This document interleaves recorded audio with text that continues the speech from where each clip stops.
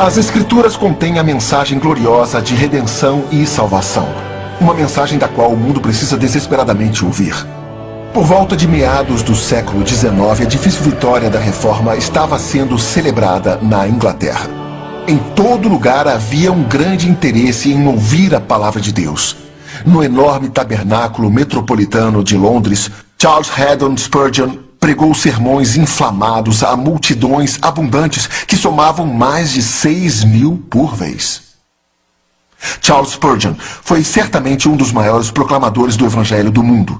Ele foi uma revolução na cidade de Londres e foi chamado de o Príncipe dos Pregadores. Spurgeon desenvolveu um segmento internacional com seus sermões dominicais impressos na íntegra na segunda-feira seguinte em jornais americanos.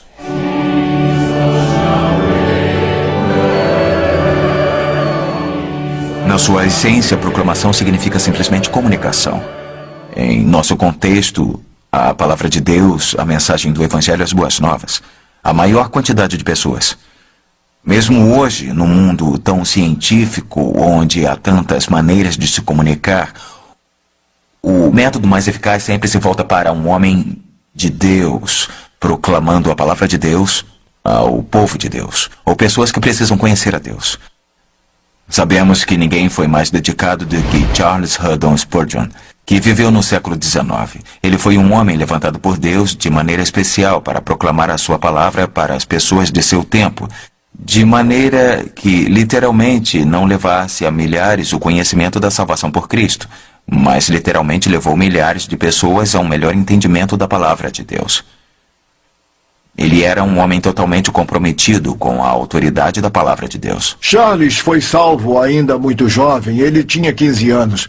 E quando foi salvo, houve um impacto tão dramático em sua alma que ele começou a pregar aos 16 anos de idade como uma espécie de substituto aqui e ali. Aos 19, ele já era um pregador completo. Provavelmente a maior influência de Charles Spurgeon foi o seu avô. Durante uma época, Spurgeon viveu com seus avós. Seu avô também era pregador e tinha uma extensa coleção de literatura puritana. Spurgeon relatou que passava horas sentado lendo os autores puritanos. Então, foi aí que ele aprendeu teologia. Sua metodologia era simples, proclamar a palavra. Agora ele passava muito tempo pensando nisso, organizando os textos, ilustrando-os de maneira que as pessoas pudessem entender, usando linguagem metafórica e figuras coloridas. E essa era a sua metodologia, apenas sermões que reforçavam o texto. Spurgeon não teve absolutamente nenhuma educação formal sobre a Bíblia, mas era um leitor voraz. Quando falamos em leitura dinâmica, ele era um leitor dinâmico por excelência. Dizem que ele podia ler um livro de 500 páginas em 1 hora ou menos e lembrar o que tinha lido. Ele tinha uma enorme biblioteca e em todos os cantos havia uma mesa de leitura ou, se preferir, uma prateleira sobre a qual os livros podiam ser colocados. Quando ele ia falar ou pregar sobre um texto específico da Escritura, ele mandava seu secretário ir àquela biblioteca, pegar todos os livros que pudessem ter algum comentário sobre aquela passagem da Escritura em particular e deixar todos abertos naquela prateleira ao redor da sala. Então ele lia tudo o que pudesse, saturando a sua mente. O ministério da pregação do Evangelho mudou ao longo dos anos em termos do que as pessoas estão realmente interessadas em ouvir.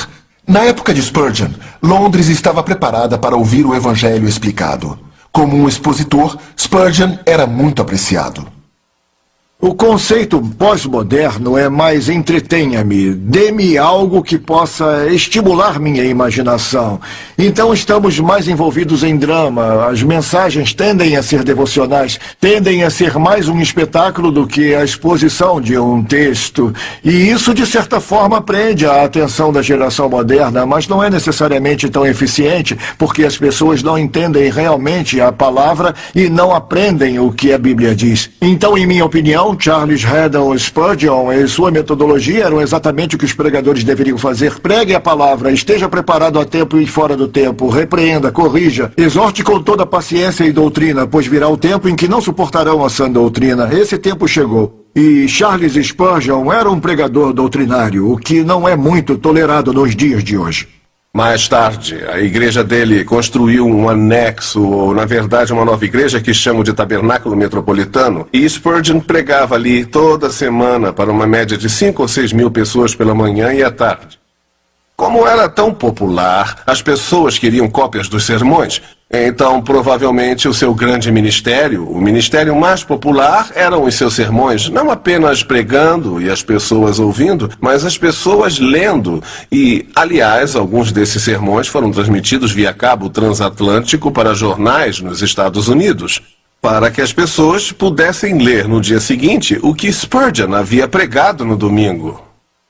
Muitas pessoas conheceram a pregação de Spurgeon através da página impressa, nunca o ouviram falar. Então, essa era outra maneira de sua mensagem atingir as pessoas de forma mais ampla. Spurgeon também tinha interesse em outras aplicações do Evangelho além da pregação. Por exemplo, ele tinha muito interesse na condição de muitas crianças pequenas que tinham perdido os pais. Ele iniciou um orfanato. E a forma como ele iniciou o orfanato é, na verdade, a chave para entender Spurgeon. Eles tinham uma reunião de oração no Tabernáculo Metropolitano e Spurgeon disse: o que nós queremos é orar para que Deus nos dê um ministério adicional e os fundos para realizá-lo. Então, eles fizeram a reunião de oração em uma segunda noite. E no sábado, Spurgeon recebeu uma carta de uma senhora Hilliard. Ele não a conhecia, na verdade nunca tinha ouvido falar dela, era viúva. E na carta ela dizia: o Senhor colocou no meu coração que eu deveria lhe dar a quantia de 20.000 libras para abrir um orfanato. Então Spurgeon e seus assistentes foram ver essa senhora. Eles foram até a casa dela e começaram a conversar e Spurgeon disse: eu vim por causa da carta que enviou, na qual nos ofereceu uma doação de 200 libras. E a senhora Hilliard disse: 200 libras? Deve ter havido algum engano, eu quis dizer 20.000 libras. E Spurgeon disse: foi isso que eu li, mas eu não tinha certeza se realmente quis dizer isso ou não, então fico feliz que podemos chegar a um acordo. Então, com as 20.000 libras, eles começaram o orfanato. E mais tarde Spurgeon disse: nossos trabalhos começam com a oração, mas são sustentados pelo povo de Deus. Charles Spurgeon teve um ministério incrivelmente popular. Ele também reconheceu que não podia fazê-lo sozinho. Então, o Senhor colocou em seu coração treinar outros, a próxima geração de proclamadores da palavra.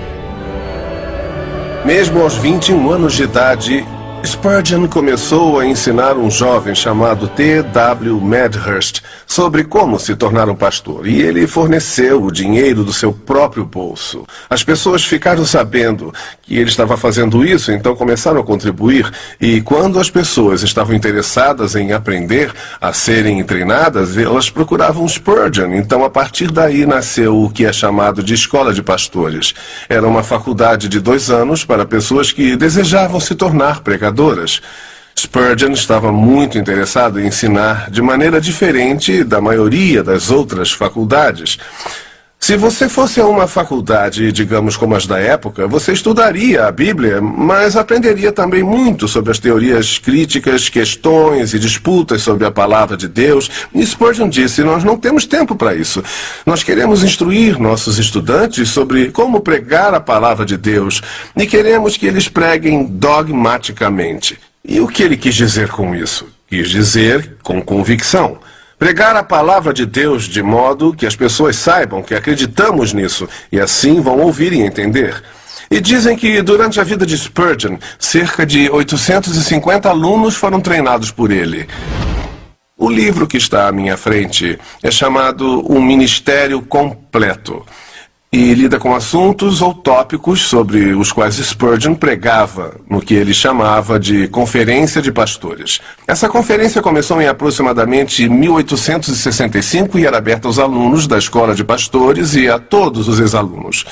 E pelos 27 anos seguintes de sua vida, esses alunos se reuniam e Spurgeon pregava a mensagem final. Eles pegaram 12 mensagens da Conferência de Pastores e as publicaram em um livro chamado O Ministério Completo. O título me deixou intrigado. Por que completo? E talvez a ideia tenha vindo de um esporte comum, ou talvez até cricket, que fala sobre uma pessoa que é completa em muitas áreas. Era isso que Spurgeon queria. Ele queria que os homens não fossem apenas pregadores, mas pregadores completos. Então ele falava sobre assuntos e tópicos variados que eles enfrentariam. Ele não buscava apenas criar um vínculo entre alunos antigos e atuais da escola de pastores. Ele buscava fazer isso ele mesmo, esperando que isso crescesse e continuasse a se espalhar por toda a Inglaterra. E este livro, Ministério Completo, ele mostra como ele pretendia fazer isso. Basicamente, o livro contém as mensagens que Spurgeon pregava. Ele está aberto agora em uma chamada Força na Fraqueza.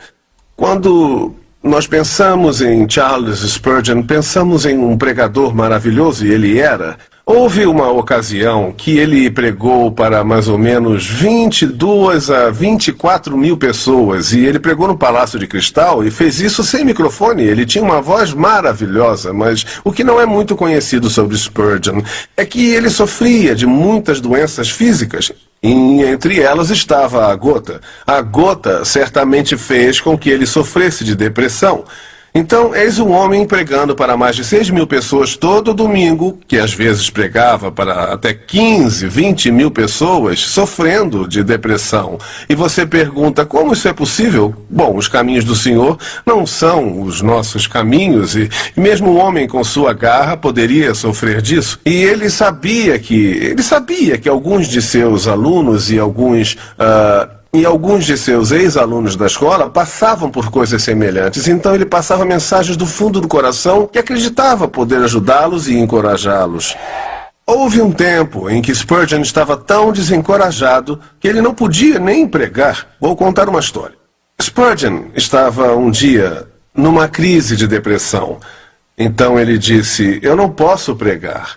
Aí ele deixa o tabernáculo metropolitano, e eu nem sei quem pregou naquele dia, mas não foi ele. Ele foi a uma igreja metodista e se sentou na igreja desconhecido num pequeno grupo de pessoas. O pastor se levantou e começou a pregar.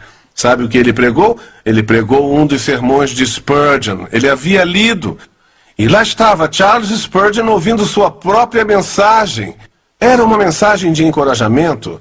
E enquanto estava sentado e ouvindo, ele se animou. Então, depois do sermão, ele foi até o pastor, que o reconheceu, e ele ficou embaraçado na hora. Ele disse, senhor Spurgeon, eu sinto muito. Eu não tive tempo de me preparar para essa semana, e eu sei que o senhor é um pregador maravilhoso. Me perdoe por ler o seu sermão. E Spurgeon disse, tudo bem, você não sabe como esse sermão me ajudou. Louvado seja Deus, muito obrigado, e saiu. Charles Haddon Spurgeon era realmente um mensageiro dotado por Deus. Sua proclamação do Evangelho alcançou milhões que nunca ouviram a sua voz. Seus sermões e outros trabalhos preencheram mais de 60 volumes que foram traduzidos para diversas línguas estrangeiras para distribuição ao redor do mundo.